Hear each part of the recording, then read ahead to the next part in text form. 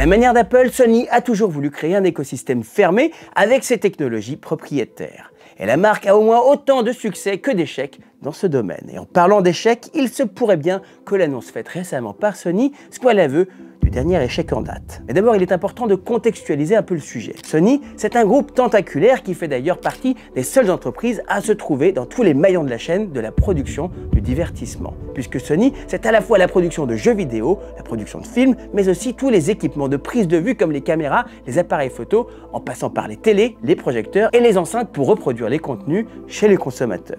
Et pour organiser toutes ces différentes strates, Sony travaille sous forme de divisions. Vous avez évidemment celle qui est parmi les plus connues, puisqu'il s'agit de la division grand public qui s'occupe de développer et distribuer les télés que vous retrouvez en magasin et sur Internet. En face, vous avez la division professionnelle qui va s'occuper de concevoir les équipements broadcast, mais aussi les projecteurs home cinéma que vous retrouvez dans nos installations home cinéma.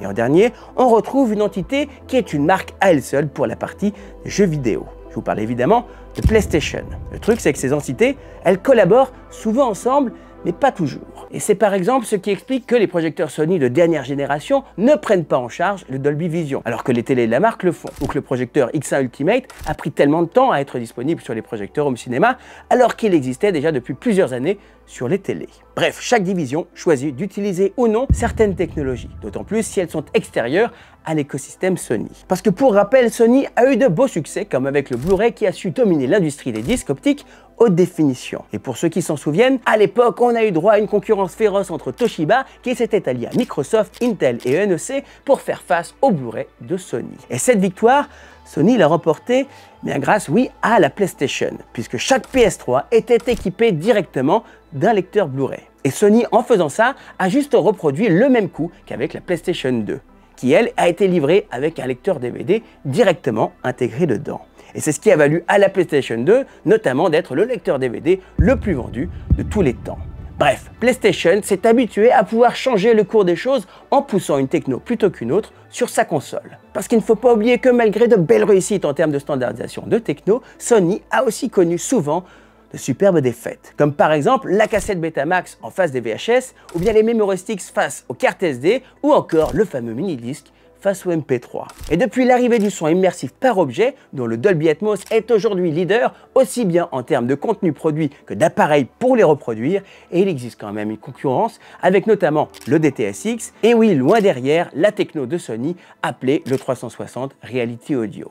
Et si vous faites partie des propriétaires d'un home cinéma en Dolby Atmos et d'une PS5, vous avez dû, comme moi, être déçu de ne pas pouvoir profiter d'un son immersif en Dolby Atmos sur votre console préférée. Alors que de l'autre côté, chez Xbox, eh bien, on retrouve à la fois le Dolby Vision et le Dolby Atmos. C'est ce qui nous amène à bidouiller des fonctionnalités sur les amplificateurs en passant par exemple en UpMix Euro 3D. Et pour faire simple, quand vous upmixez un signal audio, le processeur dans votre amplificateur va virtualiser le son pour lui donner un aspect immersif. Alors oui, ça fonctionne bien, mais c'est jamais aussi bien qu'un fichier natif en Dolby Atmos. Avant d'en venir à l'annonce de Sony, si vous cherchez l'expérience ciné et gaming ultime dans votre salon ou une pièce dédiée, utilisez notre configurateur IOHC et IOHC privé pour créer votre projet en quelques clics. On le personnalise ensuite avec vous pour que l'intégration et l'immersion soient optimales dans votre pièce. Alors l'annonce qui vient de tomber est que enfin les consoles PS5 seront capables de prendre en charge le Dolby Atmos sur les prochains jeux à venir. Et ça,